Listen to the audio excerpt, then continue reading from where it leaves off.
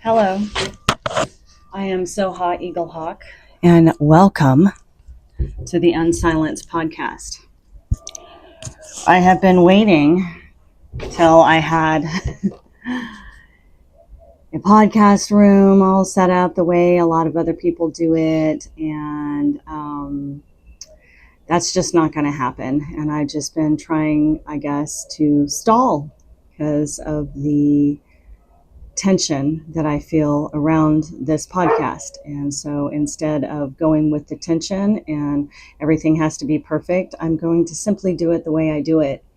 I will be interviewing people probably out in nature because that's where I feel most at home. And I think a lot of people that are dealing with severe trauma that they have not spoken about, it would be easier for them to really have a nice release of telling their story while they are being held by nature. So today the nature is going to be my front yard. And yes, I am in Texas. So it is July and it is hot already. And if it would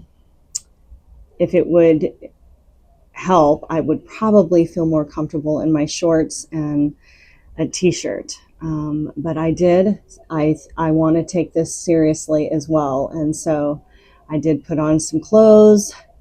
And don't mind the sweat. It's going to happen.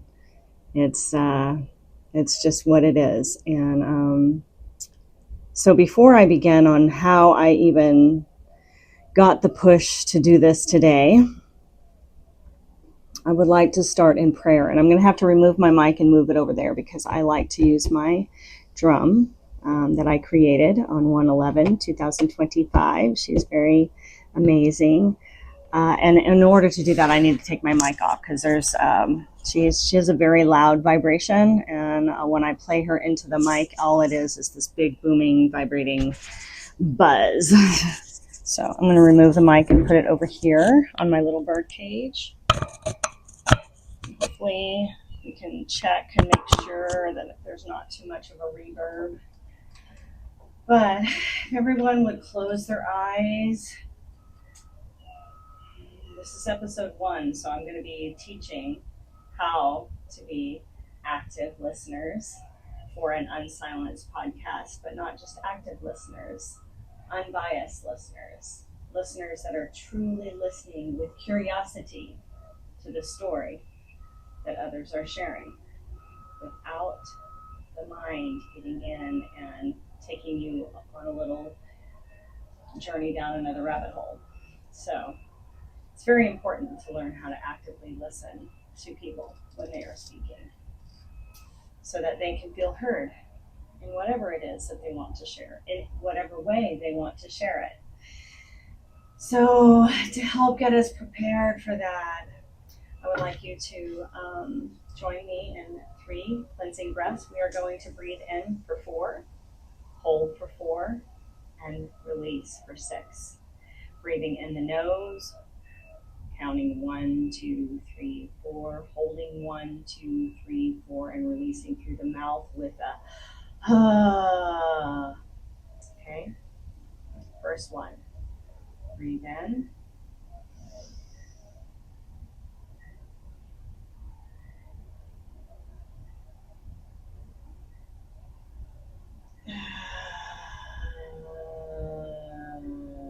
Breathe in.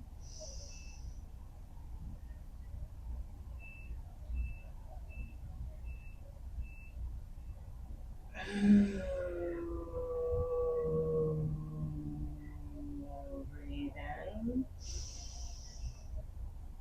Hold. And release.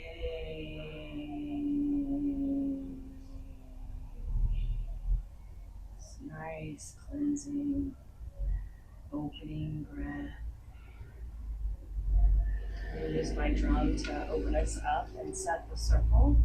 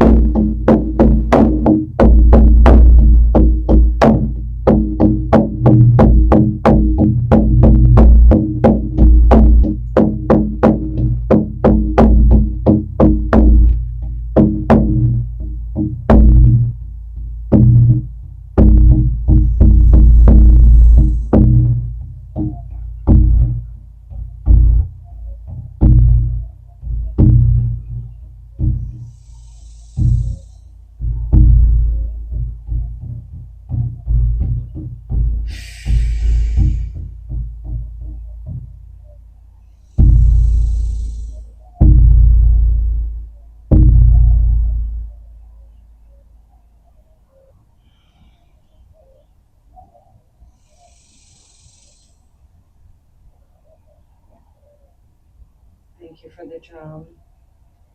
Thank you for this circle. I invite north, east, west, south.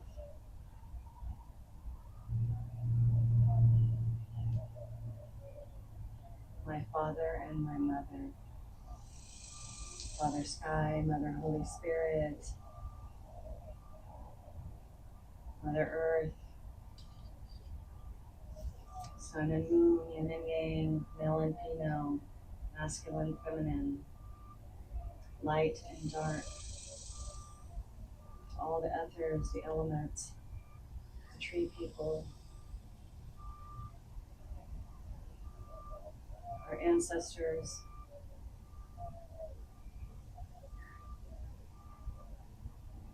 I invite you into this space.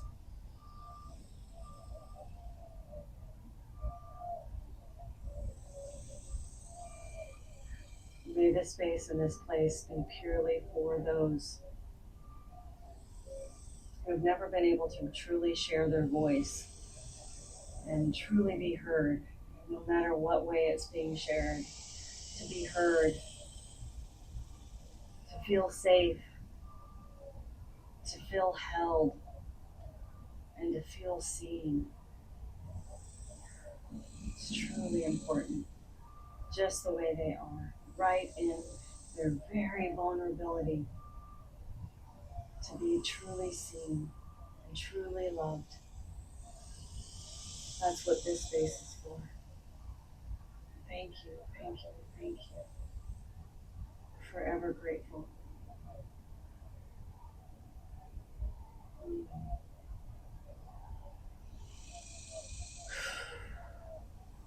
So I always am going to be starting the sessions with a bit of breath, prayer, meditative reflection, because in our society we have a tendency, and I have a tendency. Maybe I need miss to go very fast, and our minds can go very fast. And growing up, it was not safe to express yourself, even with needs. I grew up in a children should be seen and not heard, and we weren't treated as loved ones. It was more as,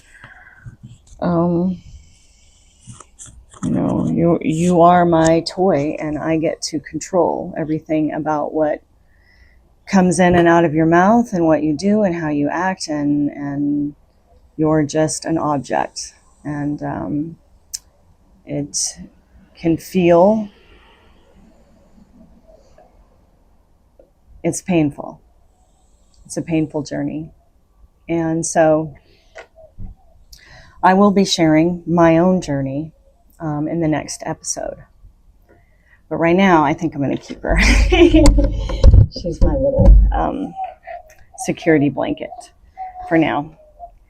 But to give you some background from myself, and as far as my professional, my story is going to come in later. But for professional, I've always worked in the healthcare industry.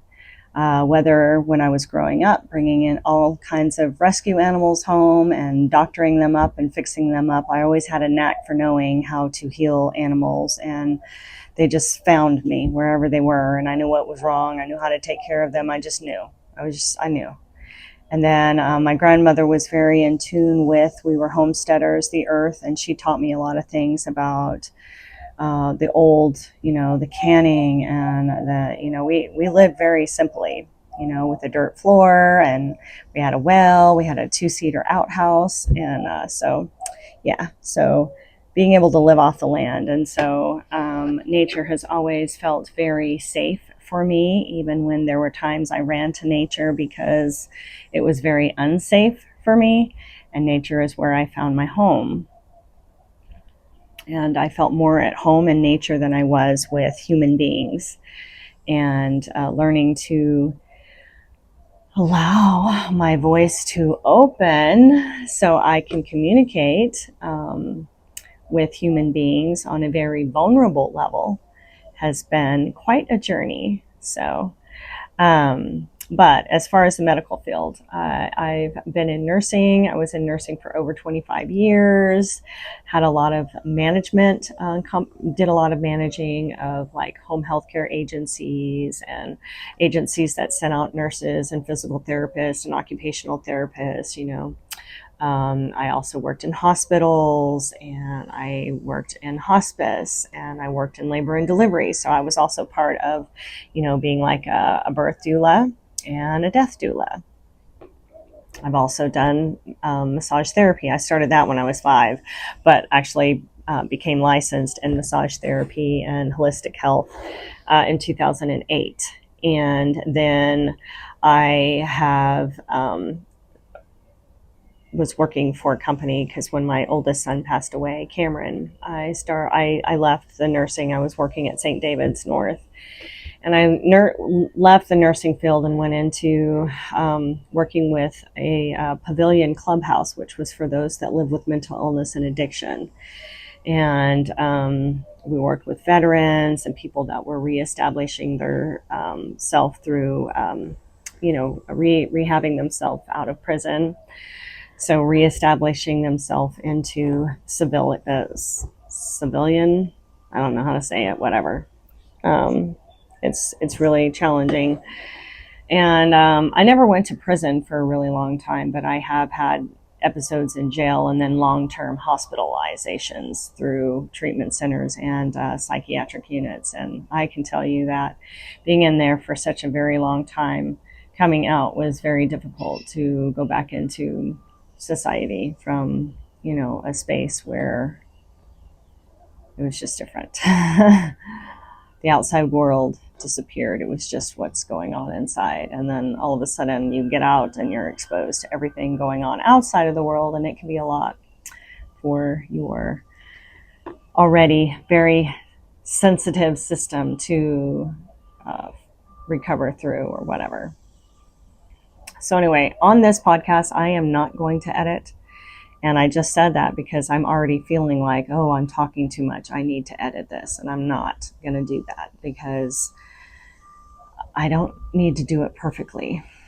But so we worked with those that lived with mental illness and addiction, and we were helping them we lowered the recidivism rate. We lowered the rate of return into hospitals and rehabs amongst the people that we were working with. That was at the pavilion. Then COVID came in and all of the funding got cut, or moved to other places. And so we went and decided, part of the people at Pavilion came together and started Kairos Recovery. I was one of the owners of Kairos Recovery. And it was also working with the state of Texas to provide employment for those that live with mental illness and addiction, also provide them with occupational therapy and trauma therapy and peer support specialists. That was something that we taught at Pavilion too, was providing peer support specialists and recovery coaches. And so we did a lot of training, and it was Gordon and my job to do the training and to do the hiring. And, we helped and assisted people that lived with long-term disabilities and IDD and autism, all of it, to find long-time work. And we didn't only train the people that were trying to get jobs, we were also training the employers on how to work with people that live with disabilities and how to talk to them and what to see, to be able to recognize, because a lot of people, they just don't know. And so they fear what they don't know. And so they demonize what they don't know and they don't understand. And it's not because they want to be rude or mean or whatever. It's simply because they are ignorant. And that's the only word that I can use, because ignorance, my people suffer for the lack of knowledge. If you don't know, you simply are ignorant to it. And so we make up all kinds of stories in our minds about things that we have no idea because we've never experienced them in person. We hear it from someone else's experience or someone else's experience that's been over exaggerated throughout the telephone communication. Everyone gets worse and worse and worse. And then, of course, it's coming through all these perspectives. Okay, I'm getting back to the point now. Thank you. So, it can really drive how people listen. And we're not really taught, self-control as far as like emotions, and we're not really taught how to listen because we're really in our minds a lot of the times on, oh, well, I would have done it this way. That's not listening. You're not being curious. So when you are watching a movie, you are being curious. You want to know what the characters are going to do, even the ones that you feel are bad. You're like, oh, poor guy, Sometimes you feel bad for the bad guy. Sometimes you're like, I want that guy to freaking, and, or you can't stand a character. So they're doing the actor's doing a great job if you can't stand them. Either he's doing a great job or he's just playing himself. So in a little bit, we all are these different versions of us, right? And so if you can listen to someone in a way where you're really trying to discover what makes them tick, like a scientist would, like a counselor would, coming above yourself and not being you. All right? It's not about you. It's about them. And so I have some exercises that are going to help with awareness. A lot of these things are mirror work. And I wrote 3 different little shadow dip books into shadow work. It's like a toe dip. It's for beginners. It's not for advanced, believe me, because I need to write some more upcoming ones that go into. But toe dipping into shadow work is and I know there's a lot of people out there that say, oh, I don't mess with the shadows. I'm here to bring the light. And it's like, well, I'm sorry, sweetheart. You have a shadow and you can't outrun your shadow. And until you learn to heal those little wounded parts of yourself that people continuously call bad, evil, shadows, demonic. They are your masters. They are creating things outside of you and not the allies until you become a whole person. And so shadow work is very important. Mirror work is very important, because how can you truly listen to someone without judgment if you're constantly judging yourself? So in my shadow work books, they're called The Shadow Lover. They're all available on Amazon. You start doing some mirror work, looking in the mirror, looking at yourself.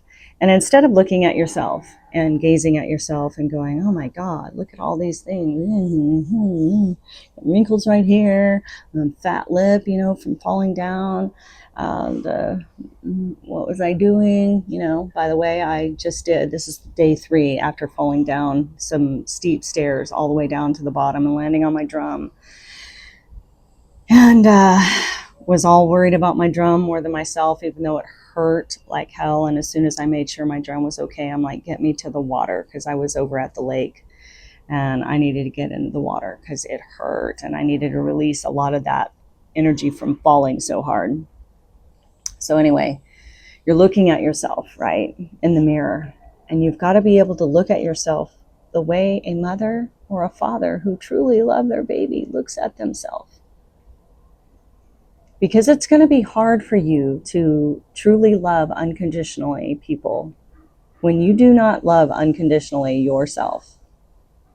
Now remember, if you're berating yourself all day long inside your mind, you're not listening to God that's inside the temple, because that's not what God's doing. That's what you're doing.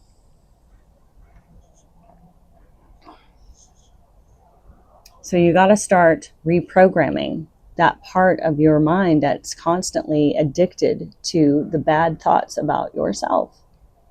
So looking into the mirror and gazing at your eyes with the intent of going, wow, you're incredibly beautiful. Like looking at them like an art piece, like a tree. I love how Ram Dass always said, I think of them as trees. And for me, I always would think of people as babies. I just look at them like they're a big baby, or like they're Jesus, or Yeshua. Yeshua. Like they're Yeshua, Jesus. I call him Jesus. I'm not going to change the name. So anyway, I know it's Yeshua, but he's always been my Jesus. So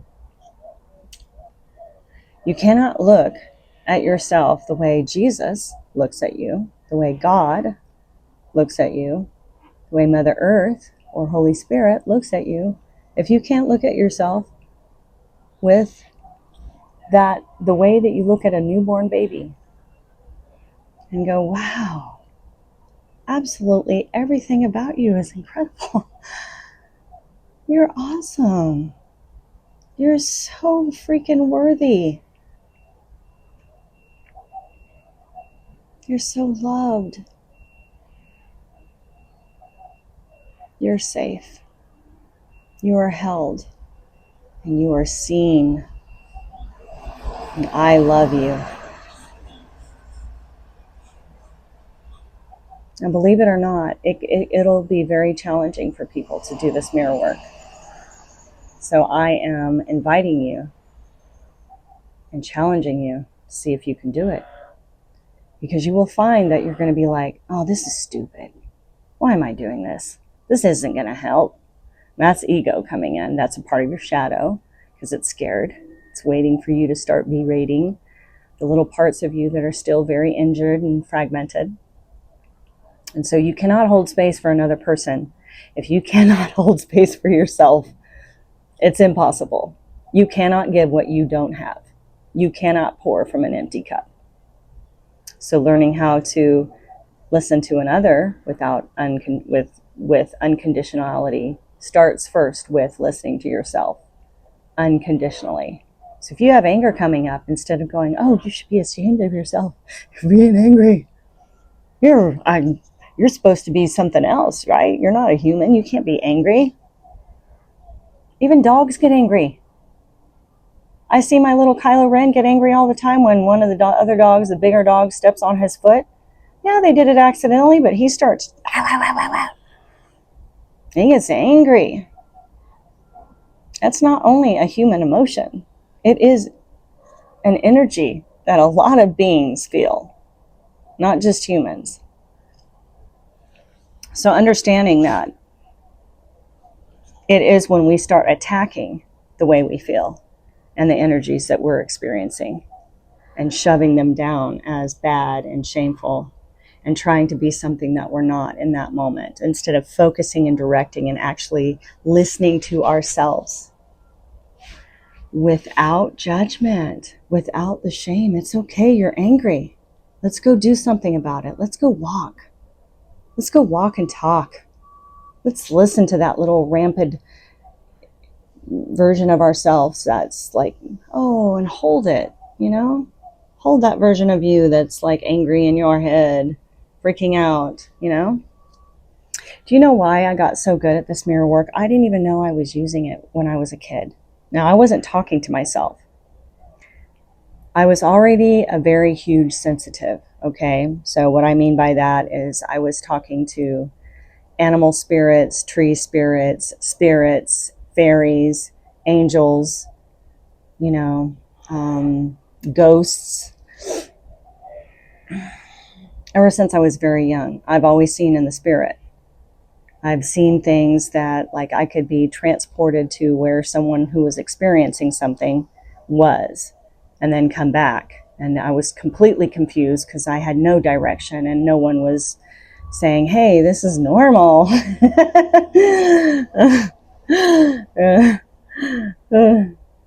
Yeah, I find that funny, okay, because it was woo-woo, I guess, even for my family.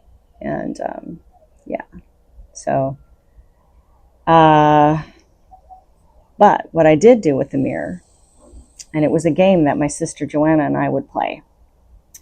We lived very simply, like I said before, and we moved around a lot. We were homesteaders at one point, and then we lived in Carrizosa, New Mexico. We lived in White Oaks, New Mexico, and Carrizosa, New Mexico. We lived in a little trailer. Actually, we had three trailers on like an acre and a half.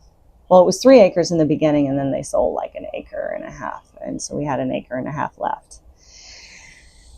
And we lived there, and Joanna and I had this game because, we were always going hiking, and we would get into our, after we did our chores, it was either work or get out. You get out of the house, you're not coming back until dinner time. We didn't have water bottles. We did have a canteen that we would take with us, a military canteen of my dad's when we were going on long hikes. But we didn't, unless we went for a very, very long time, we rarely took any food with us. So it was just us playing for long periods of time. But when there were days when it was really, really cold and stuff like that, that we couldn't get outside for very long. And so Joanna and I we didn't have a lot. We never really had toys. So we had things that we made. My grandmother would make these little roll up dolls with sew on buttons, and I'll show you that another time. But so Joanna and I would get a mirror, and it would be bigger than this, but we would run around the house looking into the mirror. So when you're looking into the mirror, when you're standing up and running around a trailer home, you're looking at the ceiling, right? So you're pretending that you're walking on the ceiling. And so you have to be able to move over the lights and all those things, but at the same time be aware of what is on down here where you're actually at. So you're not bumping into the couches or bumping into a table or knocking over a vase, or we didn't really have a vase, but you know what I mean? Something that's going to break. And so it was training us to be aware of everything around us that we could not see because we were focusing on the above, what was above us. And so this was a game that was very, very fun to do, and I had no idea how incredible it was at training my sensitivity to see everything that was around me when I wasn't looking at it. I didn't know that that's what I was doing. She didn't either. So we basically had eyes in back of our head with our senses, our incredible amount of senses, being able to experience things all the way around us without looking at it because we were focusing on what was above. Isn't that like metaphorically a thing as well? Because we focus on things above. And so, and so this will help you develop your senses. If you are so center focused on everything that's negative, let's just say, you want to expand your awareness around you so that you can become more sensitive to what's going on besides what you see. This is a very good training technique. So you're looking above, you're walking around, and you're sensing everything around you so that you're not falling, hitting something, knocking something over, and it will train your awareness to go beyond your sight. Okay? Because this sight is a funny thing. It can change based on what you choose to focus on. It's incredible, powerful. So in order to be fully present with someone, you need to be able to train your awareness by what you're seeing and actually what you're hearing to be more, so that you can experience them in their true essence without going into the, well, if it was me, I wouldn't have done that. Oh my God, what? Right there, you've already lost the being safe, held, and seen and loved. You've already lost that for them. You've changed the atmosphere, even if you're virtual. When you open up an energetic line and you are watching something that someone has broadcasted through the ethers, your energy around how you receive that information is felt. Even if you're watching it an hour or two later, it's felt because it's all happening in the now. We have this time thing, And so this really, really helps you to hear. Now, if you are working with someone, and this is what we did with our peers, okay?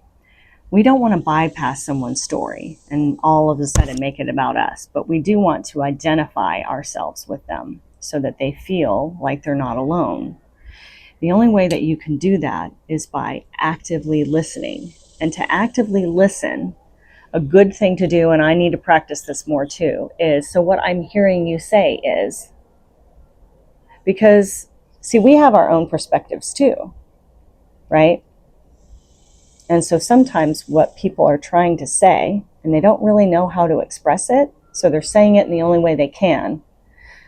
They say it a certain way, and then you hear it differently, and so you're assuming this is what they meant without even asking them. So what I'm hearing you say is this, and you say it the way you've heard it, and sometimes they're gonna be like, no, actually, that's not how I meant it. That's what you want to do. You want to learn how to really actively listen to what someone's saying, because otherwise that's where the assumptions come in, right? In trauma, especially as people who grew up in a society where it was not okay to have feelings, you got to be quiet, you got to listen, you got to obey. You don't have any rights to say no, even to your parents, even when they're hurting you. You have no rights. You can't say no to me. You disrespect me. It's like, wow, okay. So we're meant to just be. And when you have trauma, when you've been abused, when you've been sexually and verbally and emotionally tortured and physically tortured and raped repeatedly over and over and over again, these things can be heavy, heavy traumas that you're taught to keep inside. And so the only way that when you finally feel safe enough to share that story is not sharing it about you. And so, with kids, they've had kids come out and they're completely mute, and they will use puppets and drawing and just trying to get them to express themselves. And it takes a long time when you have a fear around expressing yourself to be able to express yourself. I was born in 1973, and I'm just now starting to express myself. And I'm having to walk through a lot of fear to do it as well. It is a challenge sometimes. I've let down the fear of this is wrong. My fear is of, oh my God, there are people who are going to take it offensively and they're not going to accept it as whatever. And it's like, it's already happened to me. It's already happened. People misread and misunderstand me my whole life. And there's a lot of stories around who I am, and not one of them is actually accurate because not even my story was actually accurate of who I am, right? So yeah, it's incredible, what people will do when they don't understand. And then they start judging, or we judge the words that people are using instead of trying to feel beyond the words to what their heart is trying to say, but they don't know how to say it and they don't feel safe enough to say it, right? So I'll give you an example. When I started this healing journey through trauma and expressing myself, I'd gone to a shamanic drum circle in Austin, and I met up with Gary Starnes and Nate Long and John Eaglebear and Bill and a bunch of others that were in that group and are in that group. And they're amazing people, but they took me through my first drum journey. And of course, they have where people are open up to share afterwards. And I wasn't going to share. So I was shaking. I had so much energy going through my body, and I kind of went over to the side to just sit with it while everybody was putting up their mats and stuff. And I put my mat up and stuff, but Gary came over to me and he just sat and he was like, so how was it? And I felt safe and enough to share. with Gary. And I shared with him because he was taking us on a journey. So he started off with like a guided, he was telling us to be on a canoe and, and to see where that canoe was going or whatever. And so I remember all I saw was this huge canoe that had the big, really tall sides, And I was trying to get into the canoe, but my feet were too big, and I was balancing on top of the canoe. Okay, now I want you to hear this story the way I tell it. I'm trying to balance on top of the canoe, and my feet are too big, and I look down, and I have dragon feet. And I'm trying to balance on top of this canoe. And the canoe goes over a waterfall. And so I'm falling with the canoe, and I go underneath the water, and I'm pushed up onto the side of the shore where I'm in a Native American village. And there's a chief there standing in front of me with a flame, and he hands me the flame, and I receive the flame, and I turn into ash, and I'm flying across the ethers, and I go into Scotland. And I land in Scotland by the water, and I am chained down. I'm a huge dragon. I'm chained down, and the tribal members are throwing spears at me. And I'm like breathing out flame to protect myself, but it's blue. It doesn't hurt anybody. All it does is heal. It's a healing flame. So all these people are trying to hurt me and spear me and stab me, and and I'm just breathing out this blue flame. And then of course I look behind me, and I'm protecting dragons. I've got 4 of them behind me, and one of them runs up in front and looks at me, and I knew that this was a representation of my son Cameron, only the little dragon boy was like 8 or 9. And he looks at me all strong and tough, and he turned and he took the first spear that into his body, and I'm trying to catch him as he falls. And in order to catch him, one of my chains had to break. So I broke one of the chains, and he landed in my arm, and that chain was broken. Part of me got set free upon his death. So I was like, he sacrificed himself for me. And so I was trying to protect my other 3 dragons, and they just kept coming at them, and I broke all my chains, and I flew up into the heavens where there was this amazing light, and I thought that I was bringing all this dark rage energy from all these people with me, and I was going to blow it into this light. And when I blew it into this light, it was light. I thought it was going to be like dark, horrible, whatever, but it was light. It was more light. And so I just blew all this light into the light, and it exploded. It exploded in so huge that I was free falling backwards, and I'm like, oh my gosh, I can't like turn over and be with my wings flying. I'm literally falling to my death into the ocean, because if you hit the ocean water from that speed and that height, it's gonna break you. Only the ocean received me.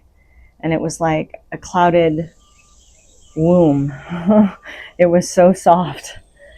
And the ocean held me, and all the arms of everyone is one in the ocean, holding me and loving me, and then pushing me back up into the canoe, where I'm sitting in the canoe now, and I'm like, wait, where's my dragon? And I hear the dragon say, I'm right here.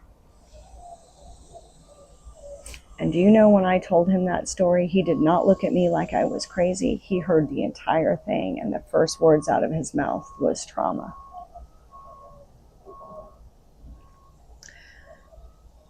And I was like, trauma? And he's got, I have a lot of trauma therapists that have their masters in quantum physics and stuff like that as well. I started working with them when I was in Kairos Recovery and Pavilion. And I was just explaining what the journey was for me. And he had a scientific edge too that was like, wow, that's trauma. But when you are afraid of telling it, like, hey, I've had a lot of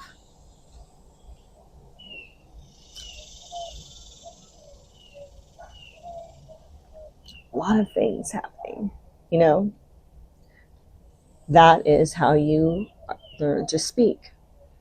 And I'm already very imaginative. Most of us children are when we're little, But I was highly imaginative because of the experiences that I went through. I would leave my body a lot, They diagnosed me later on with CPTSD, DID, bipolar 1 with psychosis. I mean, the diagnoses forever went on, and I was going to be on medication forever. And this was, I've heard it all. I've been through it all. And so what I'm teaching you is not just from a medical standpoint. It is from experience, not only helping others, but walking through it myself. I come from experience. And so I'm sharing with you from my own experience, not by something I've learned in a book.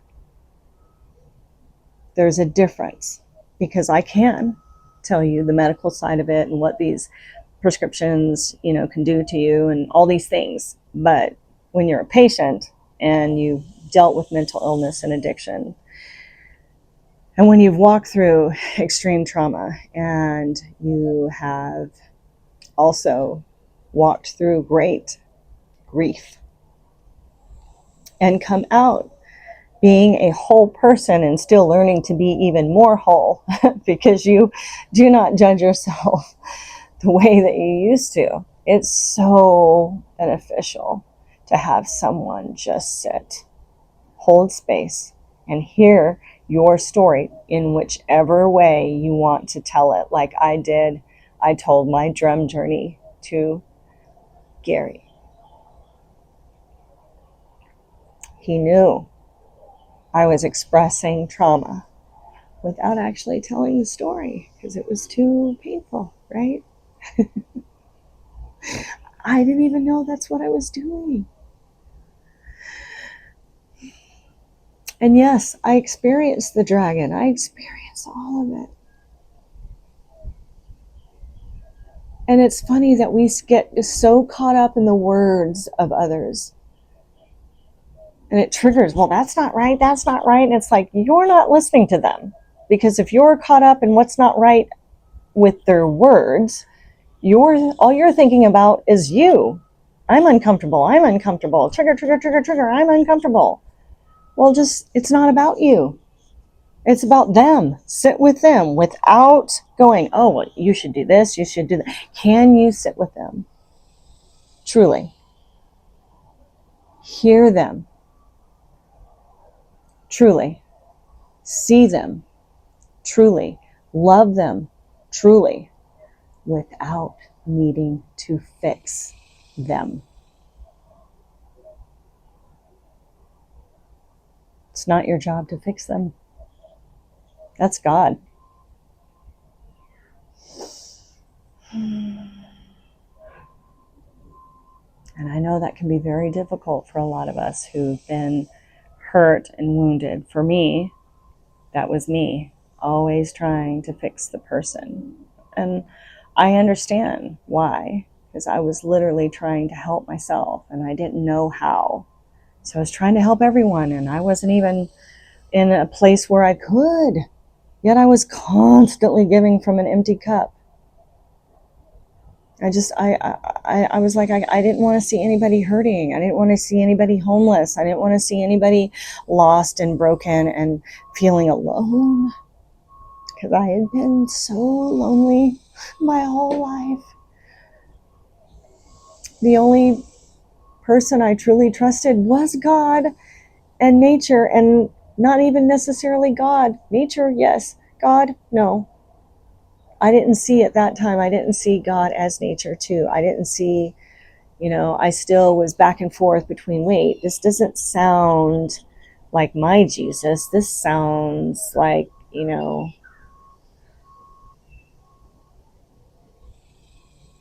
like my dad. Like,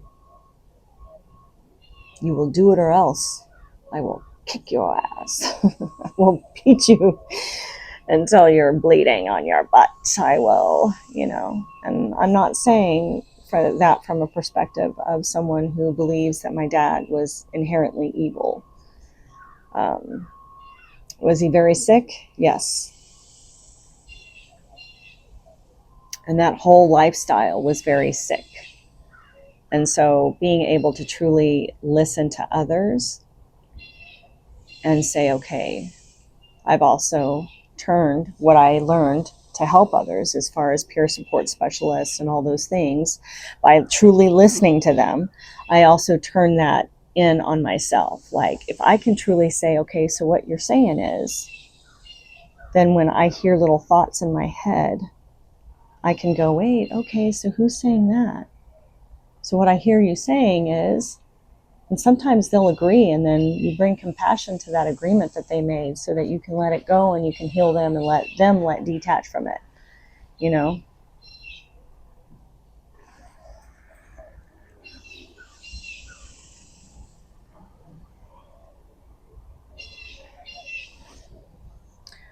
Well, I guess I didn't bring my drink out here. So, good exercises before I even start my journey with telling my story for y'all is practicing with the mirror, speaking to yourself, telling yourself how worthy you are, how loved you are, that you are safe, that you are held. And get through some of that. The uncomfortability of it, the insanity that you start thinking, oh, this isn't going to work. When is she? This is so stupid. These little things, these little words are coming, these little in our brain, when these things are very powerful, they really help. And if you cannot even speak to yourself and hold space for yourself, you're not going to be able to truly do it for another person. So that kind of mirror work, and then also the mirror work that comes with expanding your senses, especially if you've been traumatized yourself, or a person who did not have a really sound or bond with your parents and you shut your heart center down. We tend to call these people narcissists, and if you are not in tune with your empathy at all, mirror work will work for you. Mirror work, becoming aware of the things that you're not aware of because you're focused, your center focused on protecting. So being able to focus up, feel the senses around you, experience the senses of being able to sense. Another really good game for kids to play so they can develop their senses is blind man's bluff.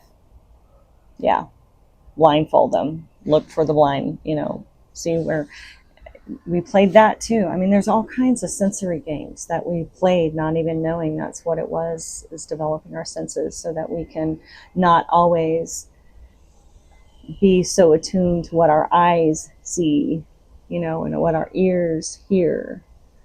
And so that we can be more in our bodies, feeling the energies around everything, even what's behind us,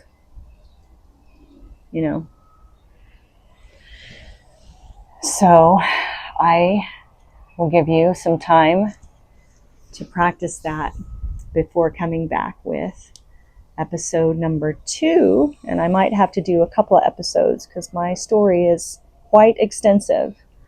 Every year was probably like 1,000 years or 100 years in a lot of people's lifetimes every year. So yeah, I am definitely ancient because this is the life of someone who is like, let's just smash it all in one lifetime. Yeah. So I am looking forward to coming back and sharing more with you. If you have any questions, please reach out to me. I am going to start some trainings on shadow work and learning how to be better space holders and listeners, and actually better communicators too, so that when we are listening to other people that we are talking to frequently, getting used to the words. So what I hear you saying is, that's a very good thing to do, because we're all hearing different things. I know.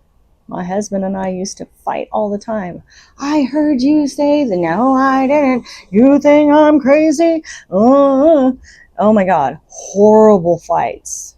And literally, it literally was. He said one thing and I heard another. And that's the truth of it.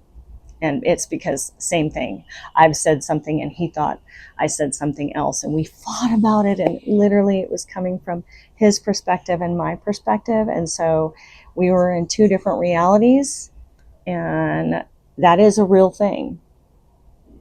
And when you work in the courthouses, you figure this out because of how often the same amount of people see the same thing and not one of them tell the same story. So it's really challenging to find the truth.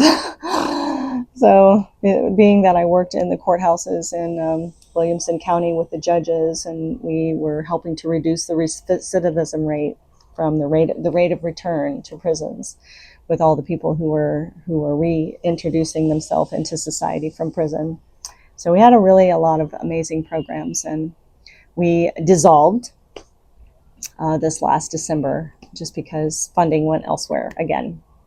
And that's the nice way to put it. Instead of funding's been cut, just put funding went elsewhere. So it was a really good experience, and I'm glad for it, because it now has prepared me to be this person for you, to teach you all that I know.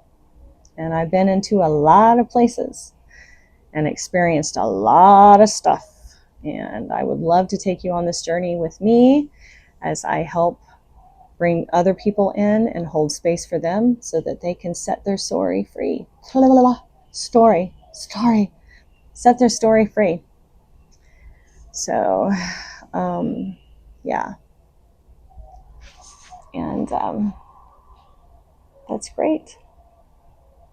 I think that was good. And I'm hoping that this is not too bad with the movement and the, whatever. I'm still going to give it to you the way I'm going to give it to you. So I'd like to close in a little bit of breath work. My drum. Thank you for this time. Thank you for your presence. Thank you for your time with me. Thank you for setting me free. Thank you for your time. Thank you for your presence. Thank you for listening to me. Thank you for setting me free. Thank you. Thank you. Thank you. Thank you. Thank you for your time. Thank you for your presence. Thank you for listening to me. Thank you for setting me free. Thank you. Thank you. Thank you. And that's my cue. 'Cause that is my cue. Thank you. Thank you. Thank you. Thank you for being you. And you don't have to judge yourself. for not knowing what you didn't know. Because we don't know until we know. You know? So, it's all good. It's all in divine time. Always is. Love you.